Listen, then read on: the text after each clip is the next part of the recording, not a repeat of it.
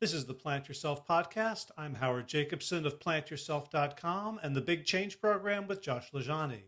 This podcast is part of my mission to help you live a wild and well-designed life.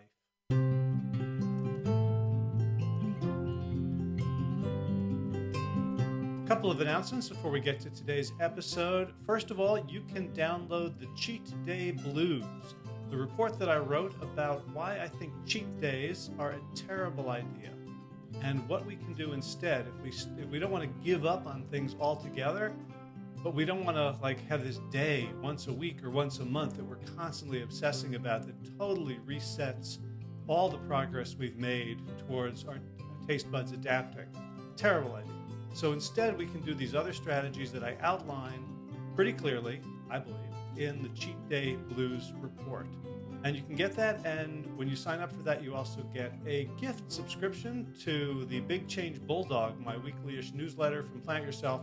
And here's how you go get the Cheat Day Blues. Just go to plantyourself.com/cheatday, CHEATDAY, all lowercase.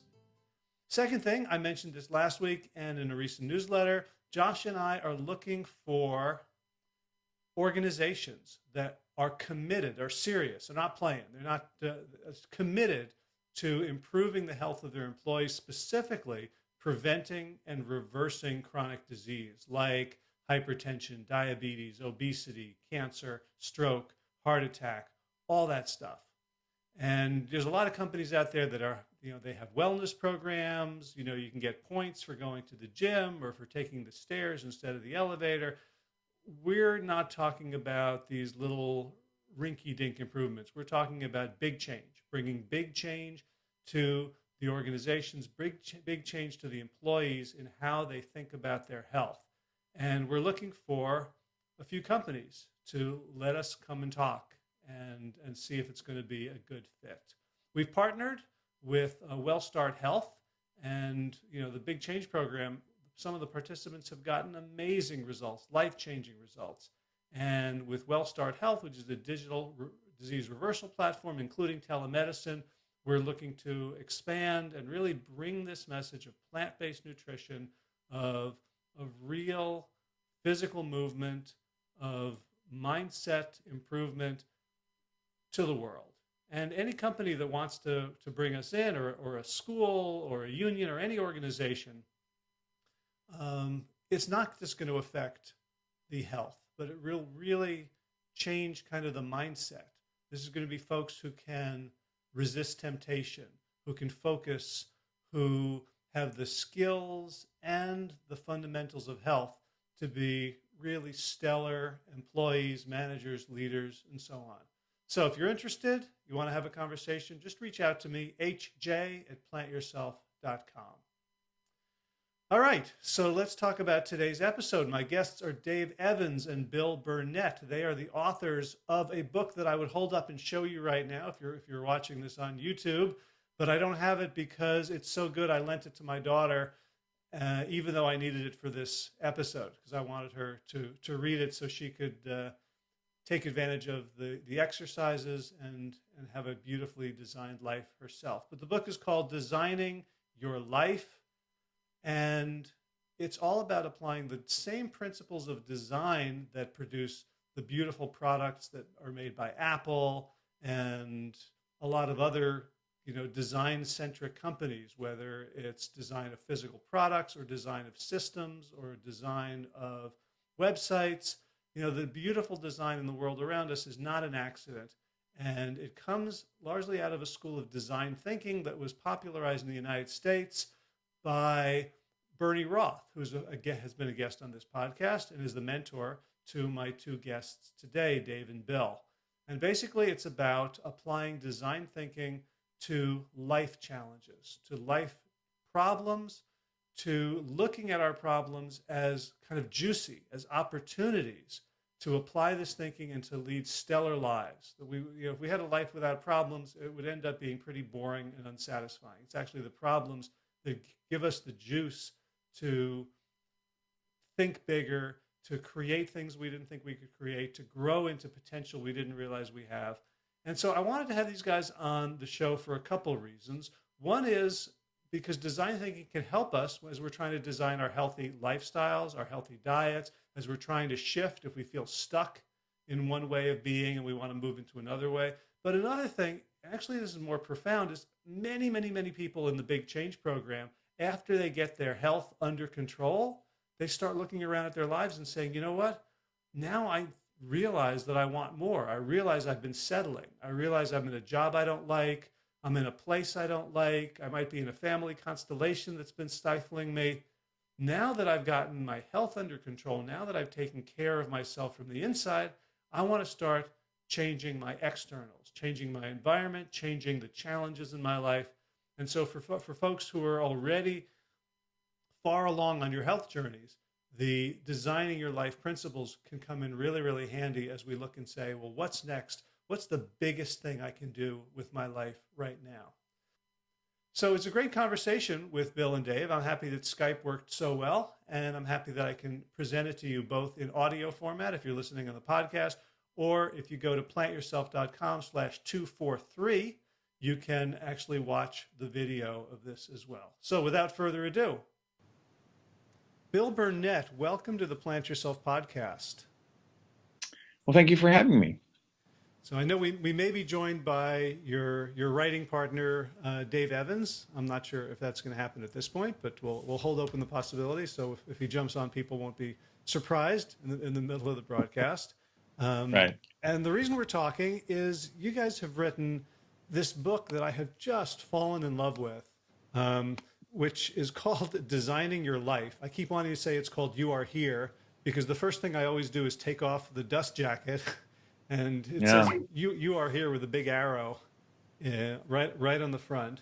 And I heard you guys on my friend Peter Bregman's podcast, and he's got a business-related leadership podcast, and you guys were talking about life design and career design. And the more I listened, the more excited I got about the idea of applying these principles to designing your own health, wellness, well-being, as opposed to the wider topic.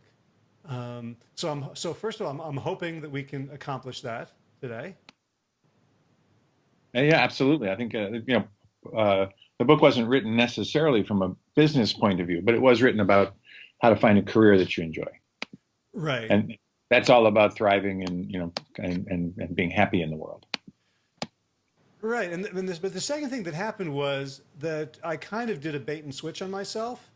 And I kind of want to talk about the whole, designing the life and going beyond the health, just because so many of the people that I've worked with, and I feel like, there's certain people that you work with, you feel like you really nailed it with them, and they got it, and they took it, and they ran with it, and they made it their own.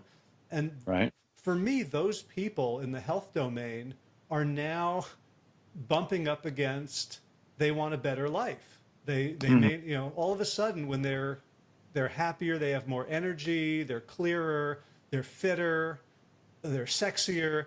All of a sudden, those other aspects of their life are no longer a match, and they want to upgrade those as well. So I would love to explore all of that with you. Okay, great. So the first thing you say that just I just wanted to cuddle the book was that you said a well-designed life is generative, creative, always evolving, and the word that jumped out at me was surprise. So why is that important? Why did you decide to begin with that kind of framing?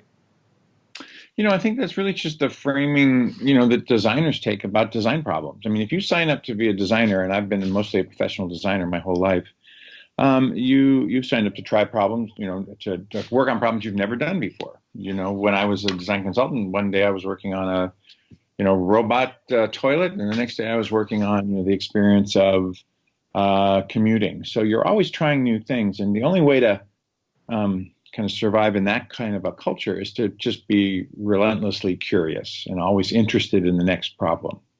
And so when you apply that to life design, it's the sense of curiosity, of potential, of possibility. I think a lot of the people we talk to who find themselves sort of stuck, they're stuck in a job they don't like, or they're stuck in something, a career that didn't turn out the way they wanted it to, have kind of lost the notion of curiosity. And then once you get curious again about things, there's always what Dave calls latent wonderfulness in the world. There's some place in the thing you're doing that might be exciting and interesting again. And so, approaching life with that sort of curiosity and trying to think about how to explore what might be next.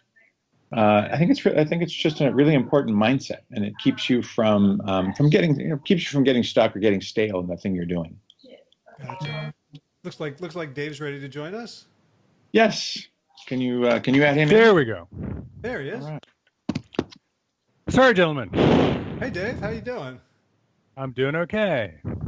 Cool. So we just started, and Bill was helping explain why you began with this idea of curiosity and sort of wonder and delight and surprise. Great. So he's good at talking about that. So let's keep going. Okay. You wrote that curiosity helps you get good at being lucky. And the word lucky is so interesting to me because, we have examples of people who have, especially in my domain, in the health domain, who have transformed themselves, who have, become avatars of health and wellness. And other people who haven't made that journey yet look at them and say, oh, they're just lucky. They have something I don't have, or they have some genetic gift or some opportunity I didn't get. What's the connection between curiosity and lucky? Dave, why don't you handle that? Okay. I am pro lucky. We often, there's the old business phrase, it's good to be good. It's better to be lucky. It's best to be good at being lucky. Can you learn how to be good at being lucky? And we say, absolutely, you can. Two things about that. First of all, interested is interesting. So if you're curious, you actually bring, the gold standard of I have an actual, legitimate, authentic interest. I think what you're doing over there is interesting, right? Mm-hmm. And it's interesting to me. So you look at me, and here comes an interested person. And an interested person is interesting to me.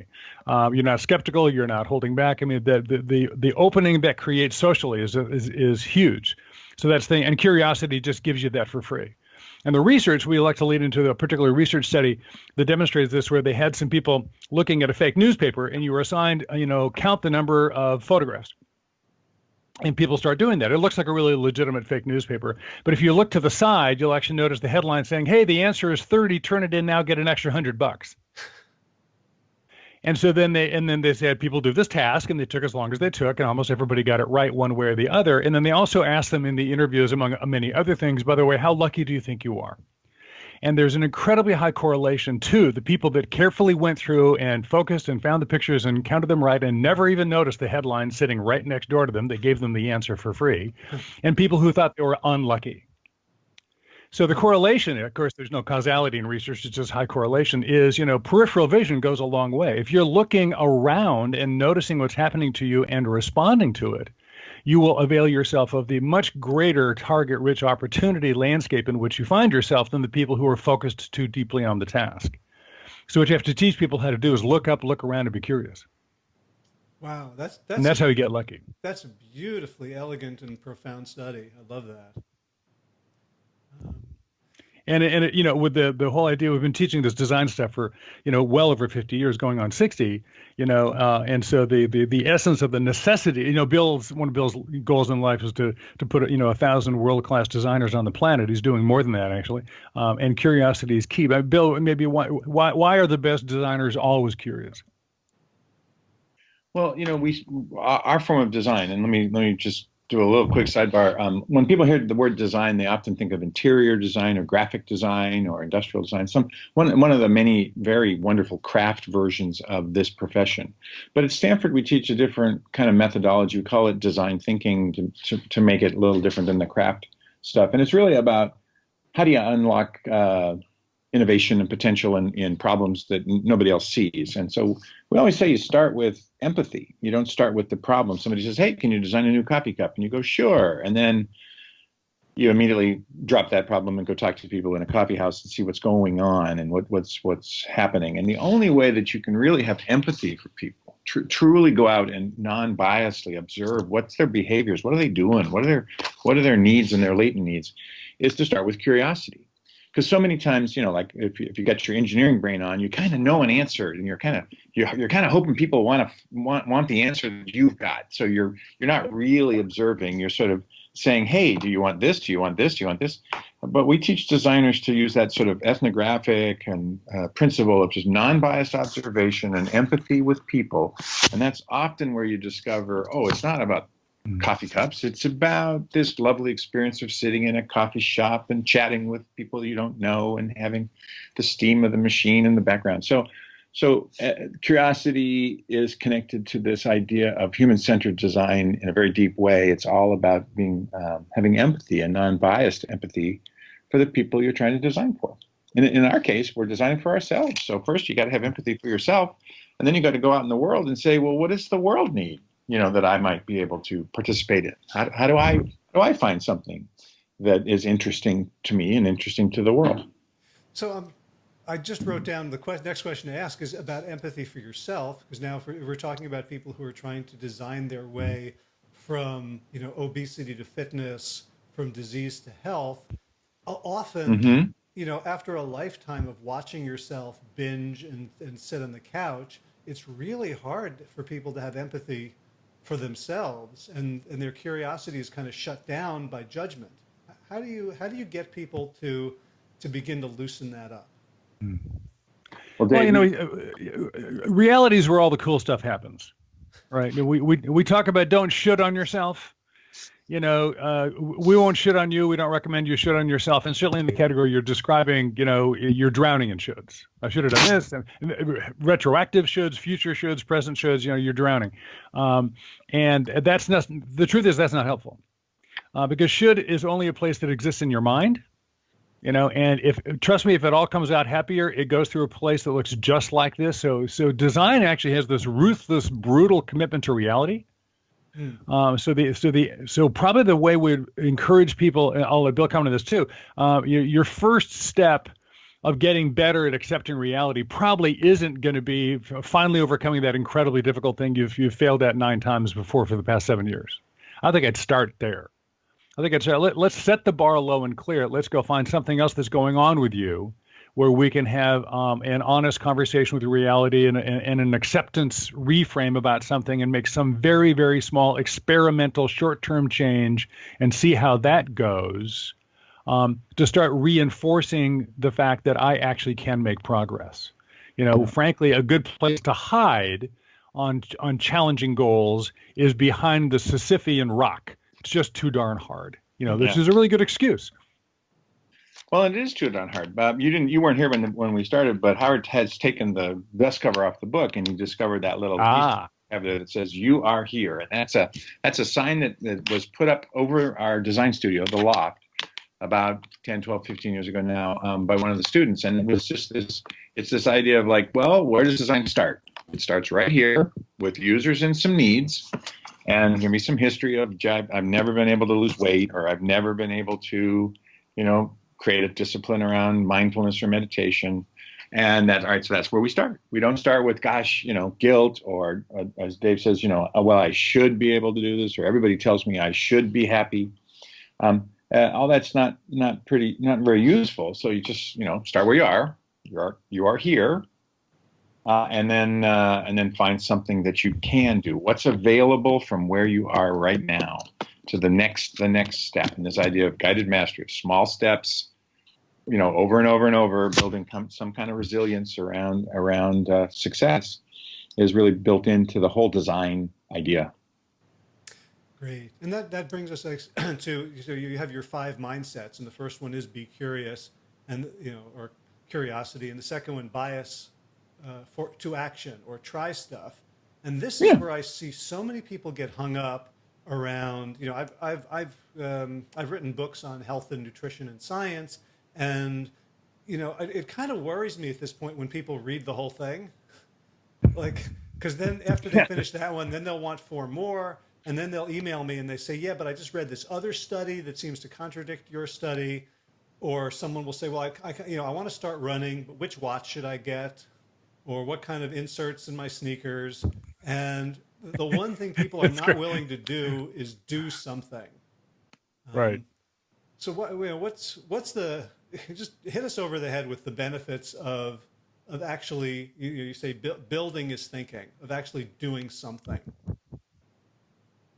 Yeah, I think in design it's this thing where like 10 smart guys in a room or 10 smart people in a room are going to somehow think up the new innovation as if it was just a matter of some cognitive thing. Look, we're like in the case of health, it's really obvious. We are embodied creatures. We live in a body. Our brain, this thing We isn't are a just, body. Yeah, right. yeah, this thing isn't just the thing that takes our brain to meetings. We live inside our body. We have emotional intelligence in our bodies, kinesthetic intelligence in our body.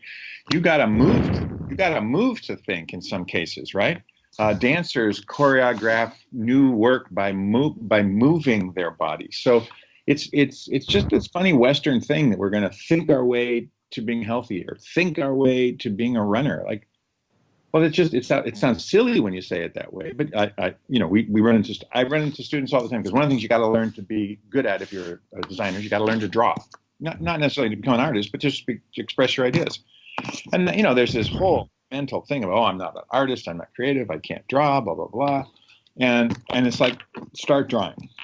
Here, draw this line. Now draw another line.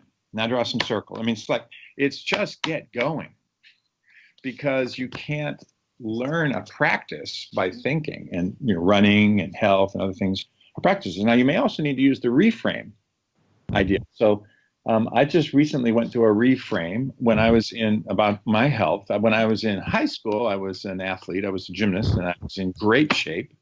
And I realized about a year ago that all of my kind of get back in shape ideas were based around somehow I would end up being 178 pounds and, kind of looking like my gymnast self. On a pommel horse. Yeah, I can tell you that's not going to ever happen. But I just realized that was my mental model. And so none of the progress I made looked like it was going to get me there, I kept abandoning my, exercise regimes. I've reframed around fitness, just and well-being and feeling, like I'm in my body and feeling good about it. And that's been a huge help in trying to maintain some kind of practice around fitness. So sometimes you just have to also change what you're thinking, because you got the wrong goal. So when Bill walks from the bus station onto the campus down Palm Drive, he doesn't spend the whole time chanting, I really should be running. I really should be doing yoga. This is, I'm just walking, as was going, I'm walking here, which actually, research shows that 80% is effective as running, so, a lot of people are leaving an awful lot on the table relative to this stuff. The thing about do stuff, not think your way through it, is back to set the bar low. Really, we do two things, by the way. And both the book and our course are about one of two things: ideas and tools. Ideas you think with, and tools you do, things you actually act on. And sometimes one's a door to the other. And most of the thinking, the way the book is structured specifically, is a set of dysfunctional beliefs, ideas that are either untrue or simply not getting you anywhere, that you could reframe into a new way of thinking. And those new ways of thinking become the hinges upon which you swing into a new behavior. And so for some people, they really need to ask a different question. And they're not, how will I lose 100 pounds? Or how I do, just like, and this is where we really set the bar low, go do something. Is this because the big idea about life design we do is there's no one right answer to you. There's not just one perfect Howard and everything else is plan B. B1, B2, C3. There's only one A. I still haven't found it. That's just false, and we make a case for why that's false. And, almost all the people we work with kind of go, yeah, that's really true. I thought that before, I just didn't admit it. And it's a huge relief. The truth is there's more than one right answer to almost all human life questions. There's more than one right answer to how do I get started on getting more fit, more than one right answer to how could I get a little more sleep. There's lots of right answers. Go make some progress. In fact, of course you won't find the better ones. There's no single best for you until you've tried 6. So get the hell going. And so we can convince people into that empiricism, that prototyping life by trying stuff. They really do start making progress, but you got to let go of the right answer, which is a great place to hide. I haven't found it yet. Yeah. You know, Well, oh, that didn't work because, of course, it didn't boil the ocean. It didn't work. I think for a lot of people, the primary, the meta refrain is to stop being their own prosecutor, right? So if you're your own prosecutor because you kind of think that that's the only way you're going to motivate yourself, then you're going to look at the 6 things you tried that weren't ultimately satisfying or successful as proof of failure, as opposed to proof of your flexibility and your willingness and your commitment. Yeah, I think that's why the idea of reframing around prototyping, that a prototype isn't the solution. I'll try this diet, I'll try that diet, I'll try that. It's not the solution. If a prototype is like, I've got an interesting question. What would motivate me to do a little bit more of this? Let me try 4 things. And then I prototype those 4 things, and then I get some data, right? Because what we say, this conversation with yourself exists out in reality where the data is, not in your head where you're just making stuff up. And so once you learn prototyping as the way forward, you we call it failure immunity. It's like if I try a prototype and it doesn't work, I learned something. If I try a prototype and it prototype mentality, if you read Steve Jobs' biography,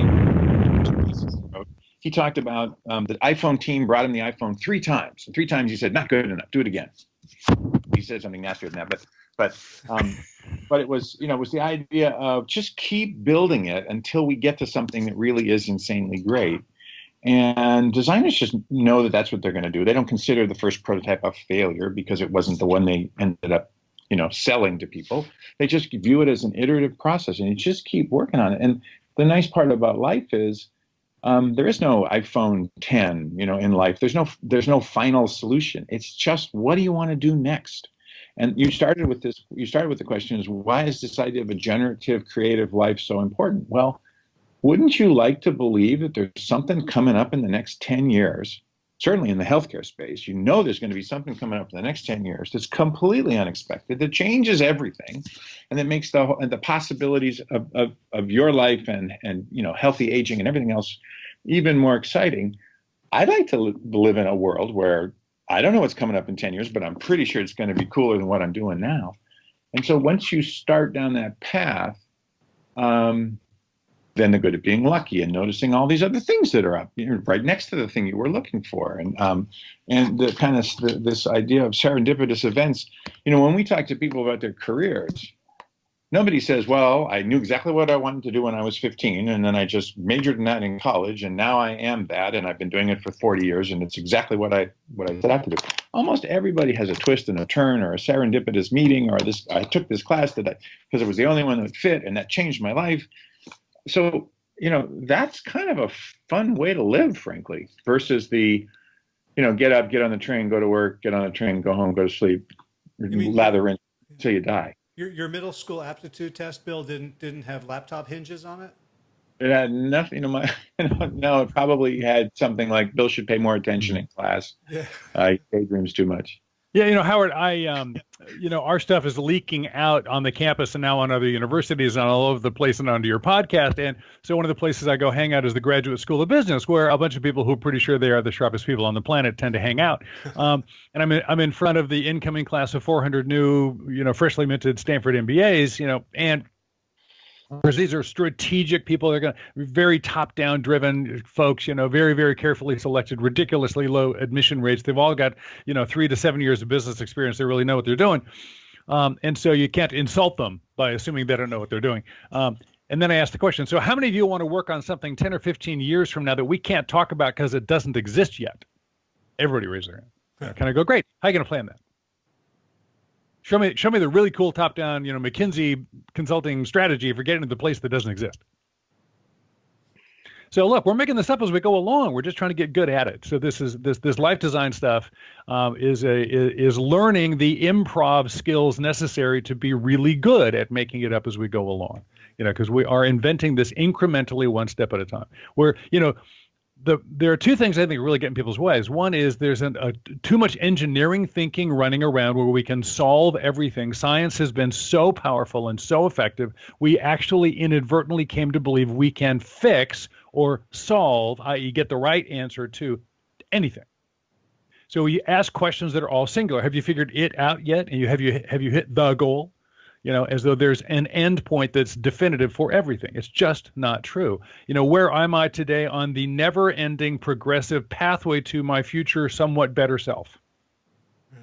Well, That's all we're talking about. I think one of the problems that people have in embracing this is what I guess I'll call it causation bias.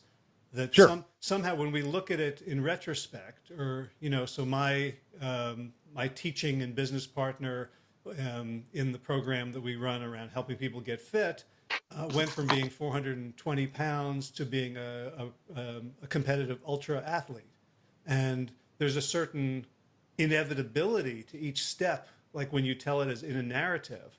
But like when he was going through it, he had no idea. Like he got on the weight machine because he saw an article, and he started walking outside because the motor on the weight machine would burn out because he was too heavy. Like everything was an accident, but people have a really hard time believing that he didn't have a master plan. Right. We have people come into our class, in Designing Your Life class, for the juniors and seniors, and we call them mentor visitors, and they tell their story. But we tell them, you got to tell it the real way, not the looking back how it all makes sense now. But like I was graduating with my degree in political science, and I didn't have any idea what I was going to do with that. I was terrified. Yeah. I was terrified, and then I got this job, and I met this guy, and then it turned out, the stuff I knew how to do was really good when it came to explaining this technology thing. And I ended up in a marketing job. But that startup went public, and then and then I met this other guy, and his name was Steve Jobs, and and they go on and on and on, and the students go, "You didn't have a plan at all, did you?" And they go, "No, I just responded in an authentic way to the things that showed up." And now I did have a plan; it just didn't matter. Yeah, I had a plan, but none of it was true. So for most people, I mean, there are. Bill Damon, who's one of our wonderful colleagues here at Stanford, who has a Center for the Study of Adolescence, has studied, purpose and purposefulness, and how do people find their purpose, how do they find their goals in the world. And his research says less than 20% of the people have a single identifiable purpose or passion that kind of organizes their behaviors. Most people are just trying to find it as they go. And a lot of the people that we talk to, students and folks in business that we've worked with now, they say, I got 4 or 5 things I'm really excited about. This passion thing doesn't really help me because I can't organize around that. And we say, that's great. You don't have to organize around that. Just organize, we substitute, I think, curiosity for passion, and, find out what's next for you. And the world is, changing and developing. I mean, if you were a computer science student at Stanford 5 years ago, you couldn't take a class in machine learning because it didn't exist yet, right? And now it exists, and now everybody wants to take the machine learning class. You couldn't you couldn't write a piece of code and in 10 minutes be plugged into the AI engine that runs Watson, the supercomputer that won the Jeopardy challenge. And now you can. Any one of my students can access the most powerful AI on the planet with about 10 minutes of coding. So stuff is changing so fast that it doesn't even make that much sense to have a plan. I mean, have a rough idea of where you want to go, maybe, or what's next. But Dave's right. I think life's an improv, and it's never been a better time to improv because there's so many interesting things to do. Right. And there's a difference, though, between not having a plan and not working whatever your current plan is hard. Yeah. I can hear people. Yeah. I can Sure. hear people listening to this and saying, "Okay, cool, because now I don't need a plan. I don't have to get up and run. I don't have to go and have broccoli and brown rice for lunch." But you still have to do the work in front of you. Right? Yeah, absolutely. Yeah, no, this is not a recommendation to be whatever. Probably my least favorite word, particularly in a certain pronunciation, is whatever. That's not curious, by the way. That's disengaged. It's kind of like, I'll just wait for it to happen to me. That sort of passive fatalism is crazy. Trust me, this design stuff's a ton of work. We have to apply our own theory to the way we teach and to our own programs. And I'm not infrequently heard to say privately to Bill, Bill, it's an awful lot of work. Can't we just do it the same way again? Can't we just not think and not be empathetic and not have to experiment? Could we just do it the same way for a while? It's so much easier. No, we can't do that. So if you're going to live with intentionality, You have to deliver on the day job. You got to go out there and hit your goals, personal, professional, familial, and not working hard at it doesn't give you any opportunity. So you got to be going somewhere. Yeah. You have to be in motion to encounter those other, crafted serendipities. I mean, we're trying to help people curate their curiosity. That's curiosity isn't just a convenient genetic advantage that's going to, send wonderfulness your way. You got to really put out. But it's putting out with this humble respect for the fact that there are 7.5 billion people out there and this future is not actually in my control. So rather than like throwing my hands up and not caring, I'm actually way more attentive than somebody who's on plan. Somebody who's on plan only has to know one thing. Somebody who's planfully and purposefully living into a target-rich environment is working harder and more attentive than even the highly plan-led people. Wow, that's really, really helpful. Yeah, I'm just being speechless for a second, which I'm allowed to do thanks to the miracle of editing. It's been recommended I try that someday. Yeah. There's an old expression I think is attributed to Eisenhower that planning is everything, the plan is nothing. Mm-hmm. It's like particularly if you're talking about teams, and we suggest people do this as a team. A design team is always stronger than an individual designer. We know that from our own research. So we say, hey, if you've read the book and it's interesting to you, and you want to start, doing some of the exercises or doing some of the implementing some of the ideas, get a couple, 2 or 3 people together, call it a book club. We call it a design team, and do the stuff together.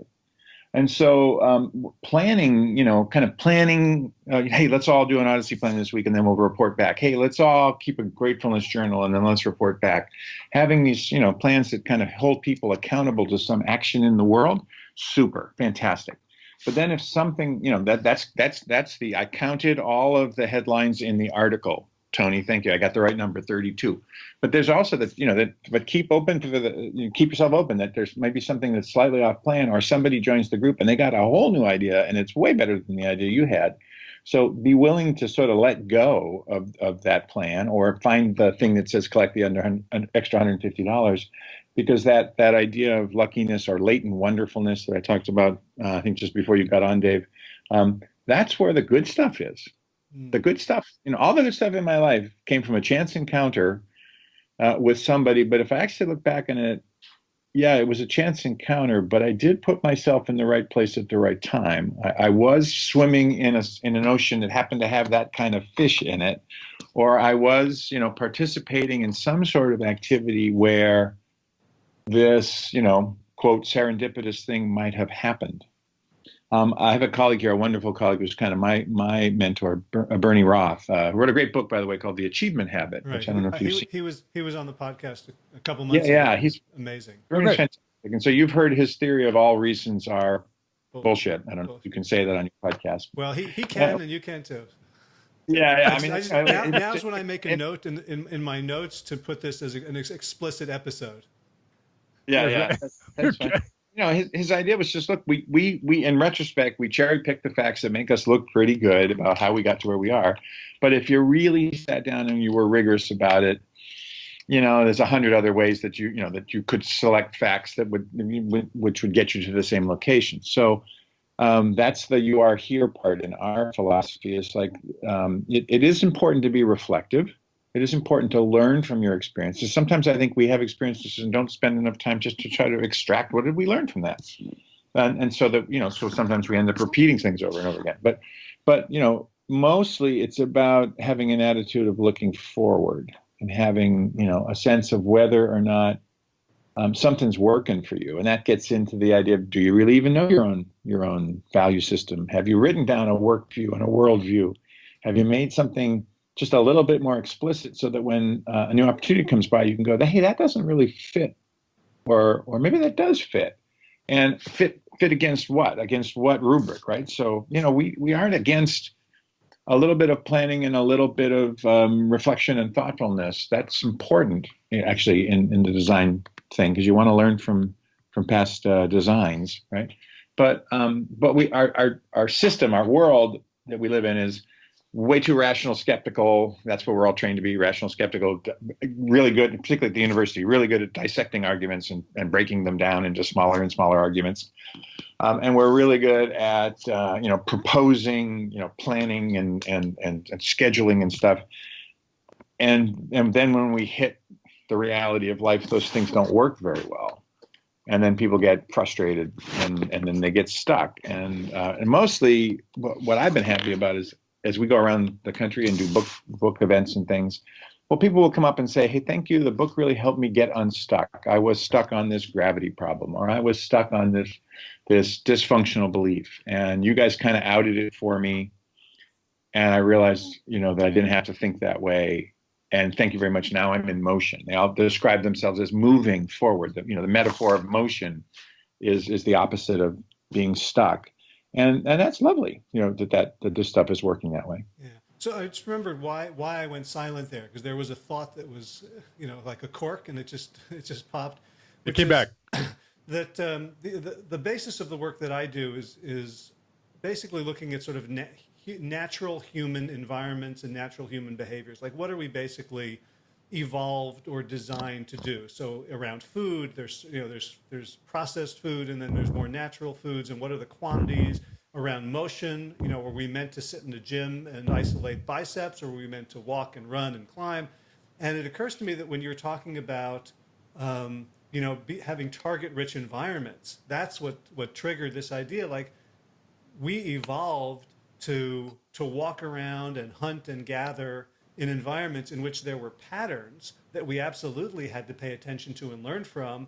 And if we just, if we weren't prepared for serendipity, we would starve. If we weren't prepared for, there's a better food source, or it looks like a storm is coming in. If we just put our heads down and we aren't aware of all these environmental inputs, which I guess would come out as sort of gut feelings as opposed to computer output. There's this naturally attainable quantity of serendipity that we have to pay attention to if we want to live in reality. I mean, that's how we got here. We should be Neanderthals, because they're bigger, stronger, faster, and they totally should have won the genetic war, and they didn't.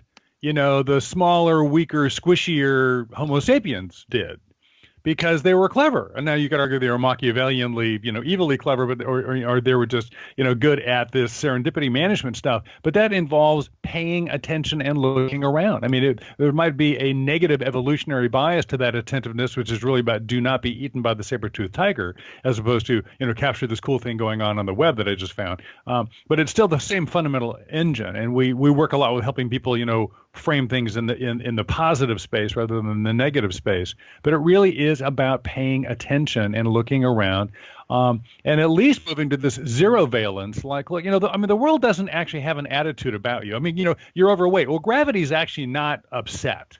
It's not like trying to weigh you down. It's just true. I mean, one argument is there's no such thing as bad news or good news. There's just news. I mean, it's simply true. So if we can get to this place of acceptance, which is sort of what we call step zero, then you've got a lot of opportunity, and that's why this serendipity, this attentiveness, this creativity, their prerequisite is a willingness to look around and just see the way things are. Right. And one of the things I think you guys have done in the book, although I didn't see it explicitly, is you've kind of taken all the emotional juice out of the word problem. Right. So like when my friends and I talk about our problems, right, our blood pressure goes up, the veins in our neck stand out. And you're speaking of a problem in a much more technical, impersonal way. Like this, there was no ego in the book. It felt like, in a sense, the book is like this, this medical procedure to kind of like drain a cyst or something, to kind of drain the ego and the personal out of. Out of all this stuff that I have so much juice about. Like, what if I don't run this marathon under 4 hours? What will that mean?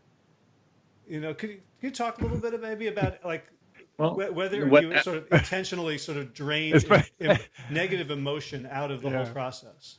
Yeah, Yeah, what that will mean is that you're just ran your, a marathon and you've got whatever time you got. I mean, I guess it doesn't mean anything other than, hey, I set some goals and did I accomplish them on this next trial, the next marathon?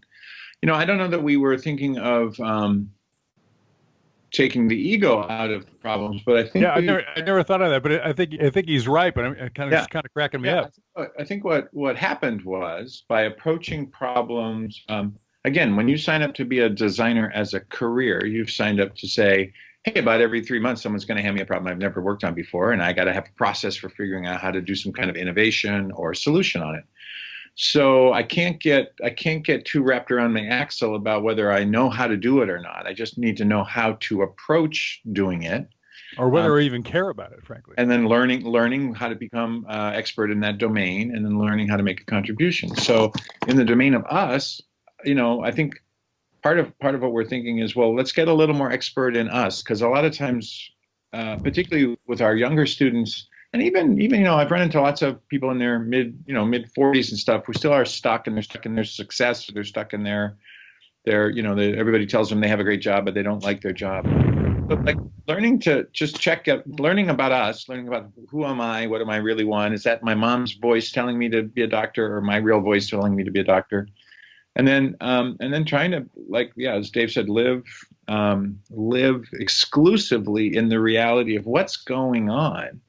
It kind of doesn't matter what your ego wants or doesn't want. Let me jump in. I think it's almost like an ego reframe. As we're talking about, I realize, I'm often heard to say most people are as happy as their perceived differential between the way things are and what they had in mind. And that gap equals how happy I deserve to be. Has the world conformed to my intention?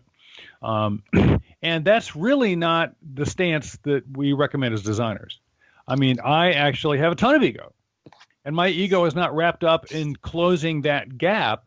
My ego is wrapped up in, am I engaged and do I get to play, and are we making any progress? I mean, I got a ton of ego wrapped up in that. No one's ever accused me of having a small ego. Bill will attest to this. But it's not wrapped around this. Here's the way it should have been. Back to shoulds.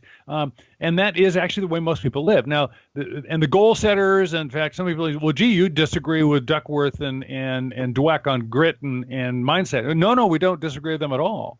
But you don't want to turn into your goals. You want them to serve you, right? The goals serve you, not you serve the goals. So I think ego about being effective. This is where actually, probably ideologically, I'll let Bill speak to this as the executive director, but while we lean into curiosity as sort of the power pill, the dilithium crystal that energizes this whole thing, the ideological center is bias to action. And we say a problem is something you can act on. If you can't do anything about it, it's not a problem, it's a circumstance. And so we're always asking the question, what are we going to do? Yeah, that's great. What are we going to do? Let's go do something. Let's go learn something. Let's go do something. So if I'm focused on doing, and my ego is what are we going to do, then that puts me in a different place. So I think it's a doing-based ego rather than a judgment-based ego. You guys just answered these two problems, or these two obstacles that people come to me with all the time, that I have until now really regarded as kind of deep psychological issues, to be like really kind of get entangled with. And I think your top level solution kind of gets to them. Let me throw them to you and see if you agree. One is, you mentioned, like, is that my mom's voice, sending me to medical school? There's a lot of people that I work with that once they start taking care of themselves, they go through this existential crisis and they realize that they have never in their life done anything for other than someone else's approval. And they have no idea who they are or what they want to be. And so it's almost like that part of them is still a baby. It was never allowed to grow up. And when they get to that gap, it's terrifying. It's like, okay, like maybe I've been depressed for all these years, but at least I was depressed because I was following a plan. Now I've let go of everything and I have no idea who I am or where to go or what I want to do. And it felt like reading your book that you just had, okay, cool, that's where you are. Now take these, be curious, take little steps. and you don't have to get it right. Yeah, but one of my heroes is a guy named Parker Palmer, who's a educational reformer and well known in his field. Lovely guy, and in his book "Let Your Life Speak," which is his little sort of memoir of personal calling discovery, he says, "I suddenly came to the realization that I was doing a very noble job of living somebody else's life." A lot of people come to that realization the hard way. Right. And he could have had a lot of ego wrapped up in that, and he might have. Oh, yeah, because his heroes were Mahatma Gandhi and Martin Luther King, and he needed to go change the world of education the way they did. And he's actually ended up having a huge effect, but not by looking like them, but looking like him. Yeah. Right. And I think, You know, we he's incorporated that into, like, living the questions. Yes. As opposed to living the answers.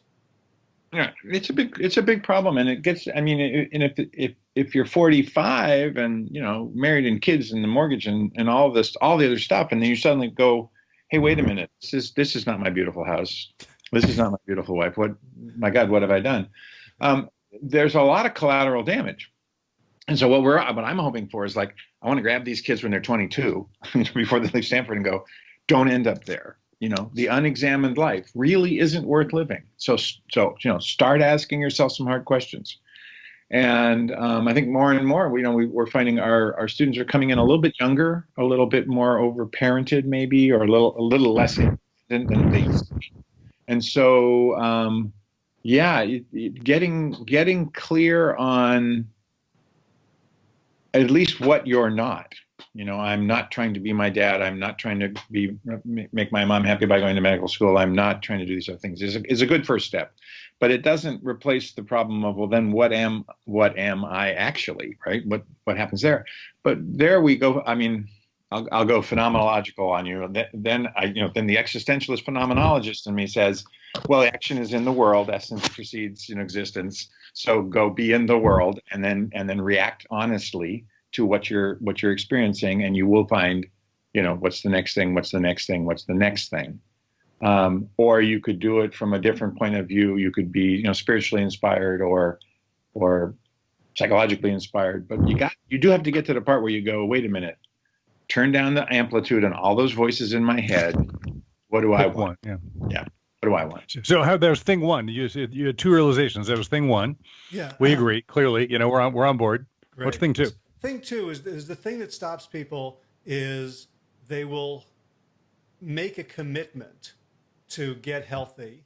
So, okay, I'm only going to eat whole food, plant-based. And they do it for 3 days. And then on day 4, they cave and they have a cheeseburger. And they have all this disappointment that it didn't work. Right? And it becomes another notch on their belt of failure. And another, another bit of proof that nothing's going to work. And as I said, that's something that just stops people. They'll sabotage themselves right up front, and they'll frame it as a deal breaker. Yeah. And I think your concept of don't overcommit. Try a bunch of things. Instead, like, sort of you mentioned this in terms of the job search, where you're exploring offers as opposed to looking for a job. The same can be true for I'm approaching approaches and strategies for getting healthy, as opposed to finding the one thing that's going to definitely guarantee me success. Well, and if I have a habit of eating and poor eating, saying, okay, from today forward for the rest of my life, I will only eat, what was the Michael Pollan thing? Eat food, mostly plants, right? Not much. Not so much, yeah, right. Yeah. So, wow, that's a pretty, if you look at the psychology of behavior change, the chance of that working is about 0. But if you do, our thing would be, all right, you want to do the health thing and you want to do the food thing, set the bar low. I'm going to only eat 50% of my diet for the next 5 to 7 days, 1 week, will be plant-based. Have as many cheeseburgers as I want, but 50% of my diet will be plant-based. Okay, get to the end of that week. How did I do? Yeah, I was good, but maybe it was only 40%. All right, next week, let's keep it at 50%. Let's do it again. Just rinse, repeat until I've figured out a small incremental change is sustainable. Now, what's the next step? And what's the next step? Because it's a long game. If it took you a year to move from junk food to an 80% healthy diet, so what? So what? It took a year. That's it. Now, a year later, you are now eating a significantly better, diet, and that's going to have all sorts of downstream effects. The problem with the diet stuff and the physical and mental stuff is it takes months and months and months to see the impact. And we're raised in a society where we want sort of an instantaneous, we want the lose 20 pounds in one day and feel great diet. It seems to be on the cover of every women's magazine. It doesn't work. It's not possible. So try something really simple, See, exactly. Go ahead, Dave. Your point, Howard, it didn't work. God, that's a powerful phrase. I.e., the whole point was complete satisfaction of a predetermined goal, and anything short thereof is a failure. I'm not a growing person on the way to get somewhere where partial credit counts. And see, if you really get, design, one of the reasons I think we've been successful, even in, the postmodern pluralistic secular university, about helping people figure their lives out, which people, 20 years ago said you can't do that because it violates autonomy or what have you. Well, hey, we're just process guys. We have innovation principles. Hey, do you want to have some ideas? We don't really care what you do with them. It's up to you. We're totally agnostic. Yeah, sort of. That agnosticism actually comes with some strong biases in favor of, you can get better. We're optimistic. We think there's discoveries to be had out there by trying these empirical experiments we call prototypes, which means I really believe in growth. So we're pro-growth guys. So do you really want to ask the 75-pound overweight 7-cheeseburger-a-week guy what the best answer is? Maybe part of that embodied learning that Bill talked about is, maybe, a bushel of broccoli from now, after Easter, you would actually be thinking differently about this. Why don't we just try to get to the core? Runners know this thing. You can't go out and run a marathon. You can't double your time. What you can do is you can look ahead, you can see the stop sign 200 yards away and go, I'm just going to the stop sign. I'm just going to keep this pace. I'm going to keep this current pace till the stop sign, and then we'll see. That incrementalism absolutely works. And it's a huge change of mind to actually live into literally a growth mindset that says I'm on my way. I'm on a path called life. I'm never really done. In fact, prototyping is a way of life. This is when we really level this thing up and kind of go zen here. Design. The last chapter of the book begins to touch on that. Like I was in Seattle actually the night of the first presidential debate at the town hall of Seattle, where they gather people from all walks of life, and I followed literally Donald and Hillary's first public debate. I thought this is going to be a disaster. And number one, nobody's going to come. Number two, they're all going to be in a really bad mood. And everybody came and they were cheerful. It was astonishing.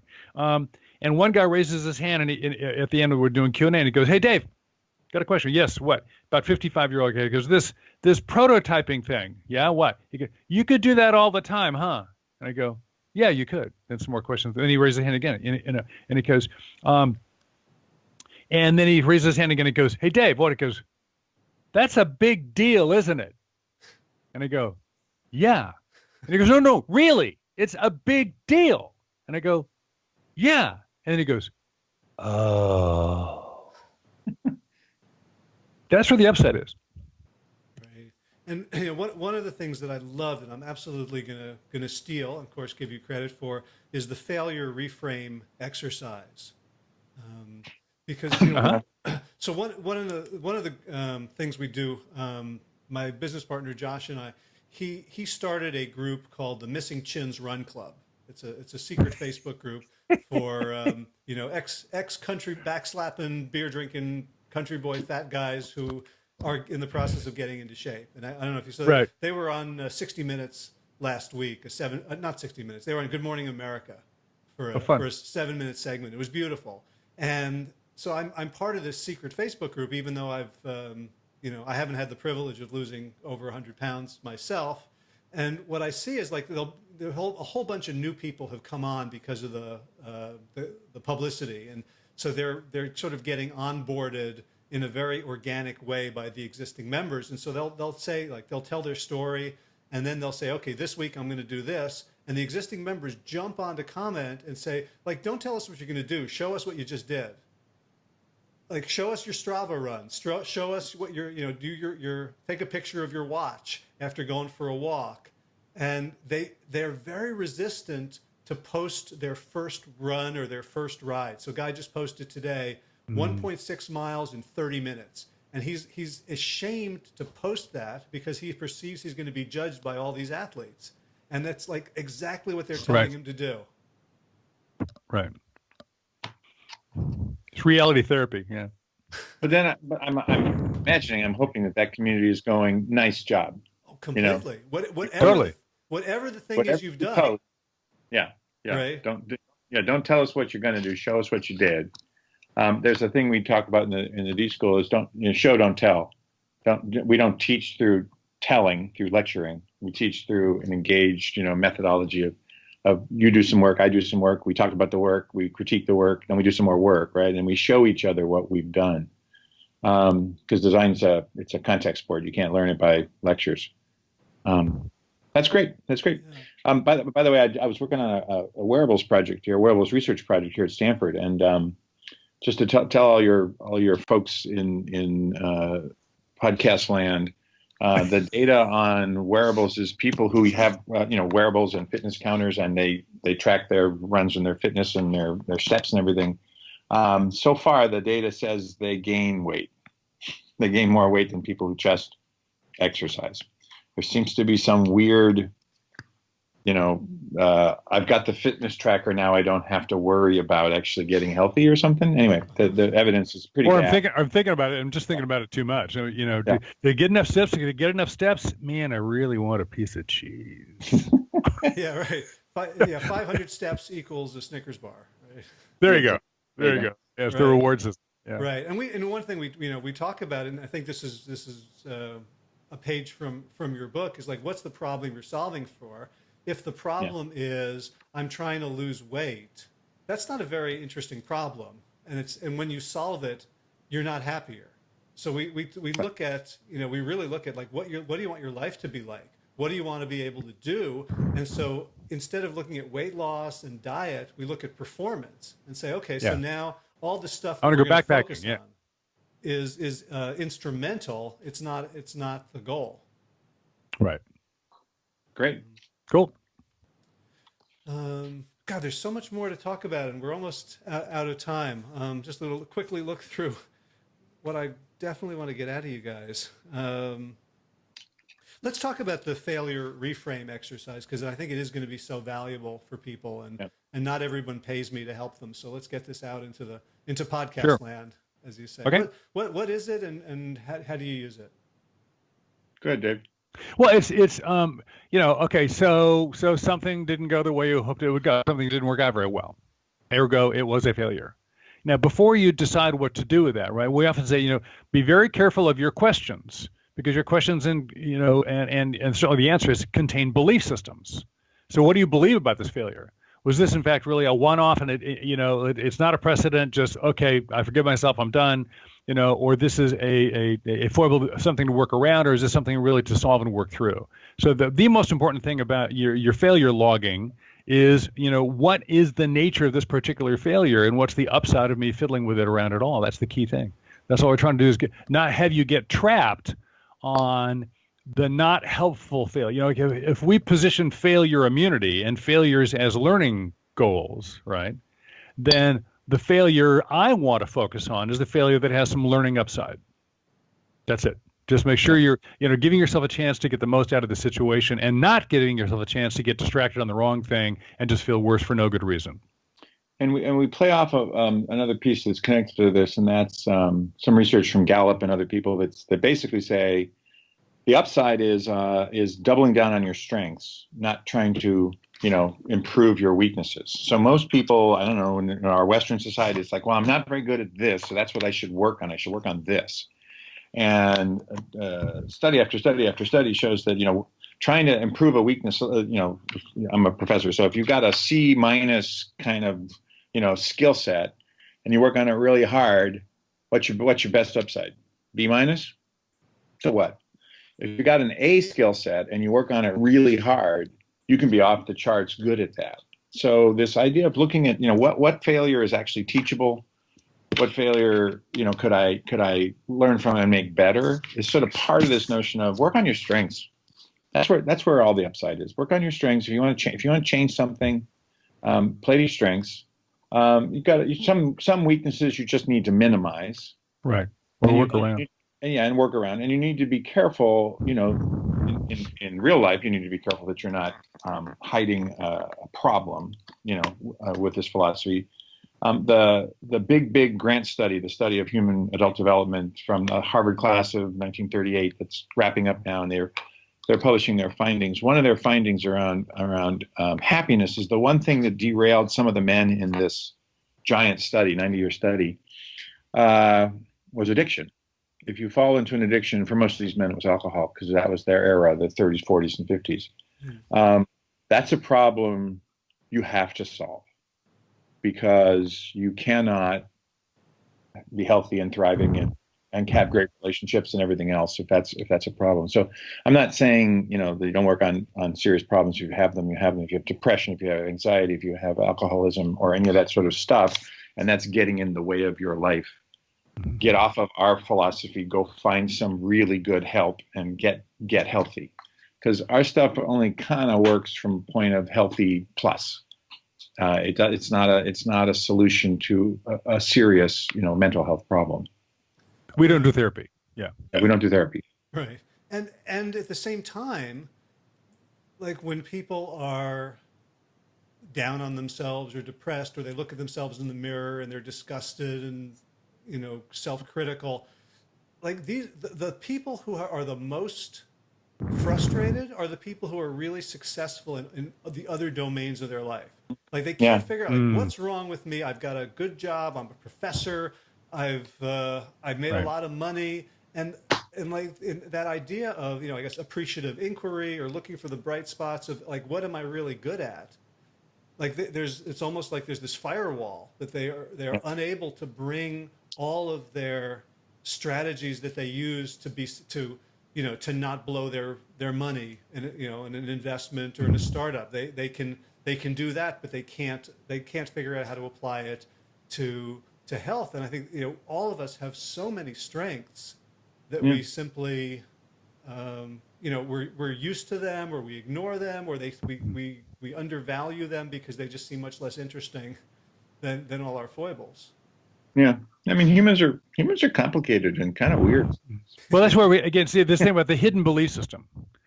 So let's have, I'm in office hours, and somebody's bringing that to me, like, look, I'm killing it here, but I'm a whale, for God's sake, what the hell is going on with me, and so the question is, why can't I solve that, or what the heck is wrong with me that this one thing is so elusive to me, and it's said with this self-disgust, right, the self-judgment.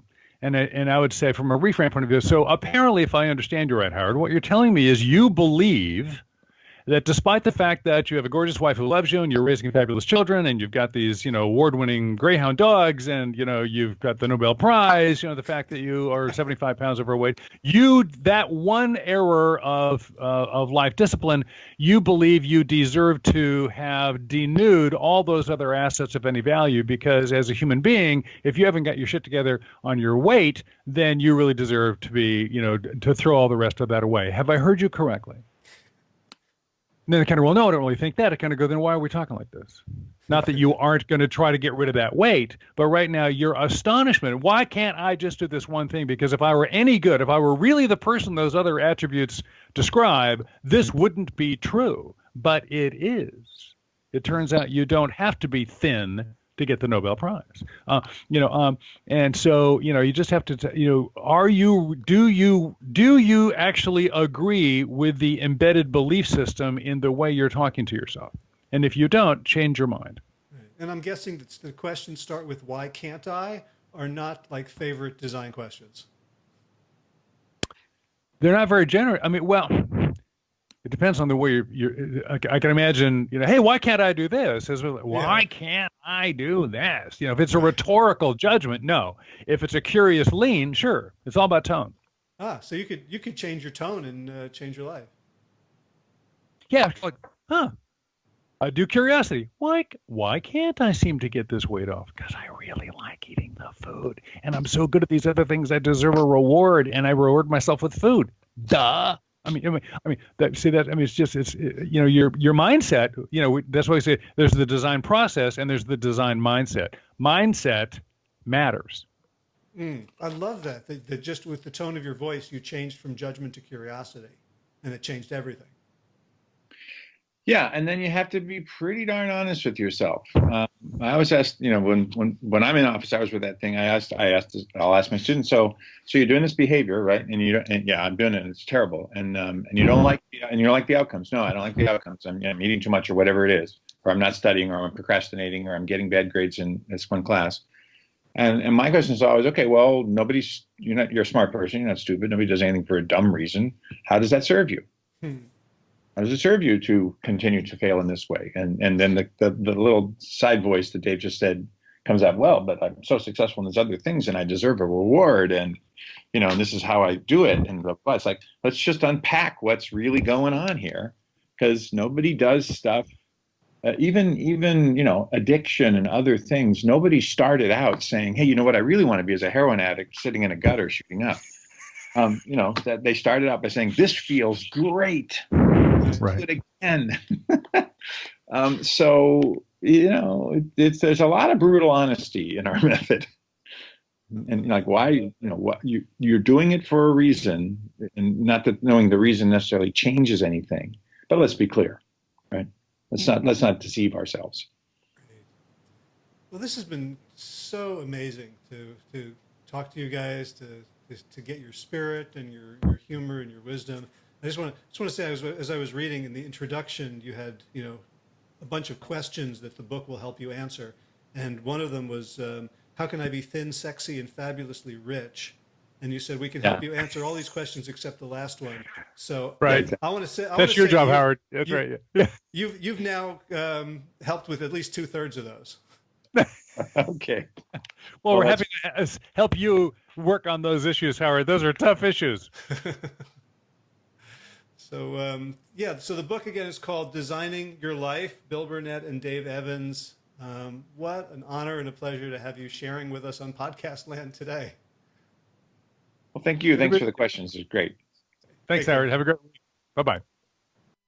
If you enjoyed this episode of the Plant Yourself podcast and you'd like to support our mission, please subscribe and leave a review on iTunes.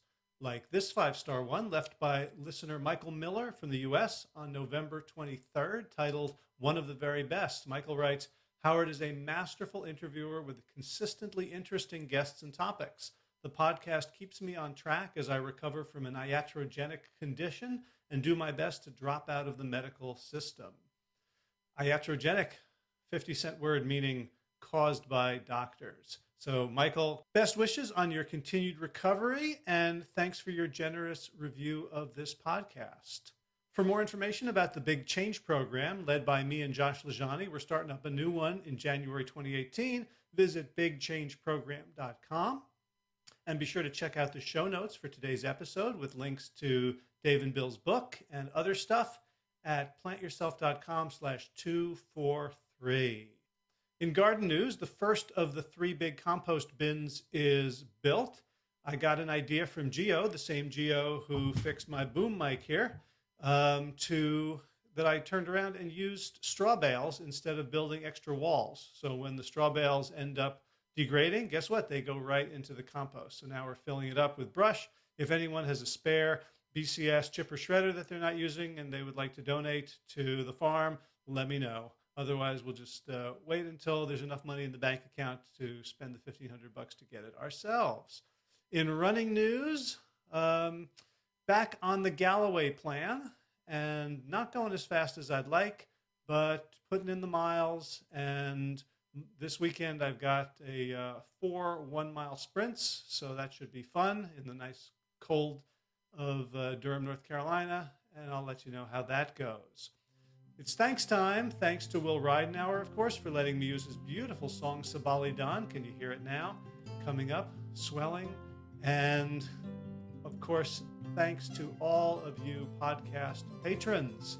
Got a couple of new ones today that I haven't yet got permission to share your names, but when I hear back, I'll add you for next time. But here's the roster. Kim Harrison, Lynn McClellan, Anthony Disson, Brittany Porter, Dominic Mara, Barbara Whitney, Tammy Black, Amy Good, Amanda Hatherley, Mary Jean Wheeler, Ellen Kennelly, Melissa Cobb, Rachel Burns, Christine Nielsen, Tina Sharp, Keaton Ahern, Jen Volkanovsky, David Bizek, the mysterious Michelle X, Elspeth Feldman, Victoria Dolomanova, Leah Stroller, Alan Christensen, Colleen Peck, Michelle Andrew, Josina, Julianne Roland, Stu Dolnick, Sarah Durkis, Rhymes of Circuits, Kelly Cameron, Wayne Patterson, Leanne Peterson, Janet Selby, Claire Adams, Tom Franzik, Jeanette Benham, Gil, Sarah David Donahue, Blair Seibert, Dorona Vizo, Gio and Carolyn Argentati, Jody Friesner, Ruth Ann Thunderberg, Misha Rosen, Michael Warrenbeck. The equally mysterious Tracy Z, Alicia Lemus, Rebecca Hughes, Val Linneman, Rhymes with Cinnamon, Nick Harper, Stephanie Hollis, Martha Bergener, Nicole Ramsey, Susan Ahmad, Molly Levine, Inscrutable Harry R, Susan Laverty, The Panda Vegan, Craig Kovic, Adam Sharp, Karen Burry, Heather Morgan, Ashley Corcoran, Kelly Machia, Deanne Norton, Bonnie Lynch of Plant Happy Oregon, Sabine Kurtzels, Nigel Davies, Marion Blum, Teresa Copel, Rutledge, Julian Watkins, Breed O'Connell, Brian Sheridan, Sharon Hirschman, Kate Rose, Linda Ayat, Julie Langholm, Edegard, Isa Tuzin-Wa, Connie Hainline, Aaron Greer, Alicia. So close. Alicia Davis and Aviva Lael for your generous support of the podcast. That's it for this week. As always, be well.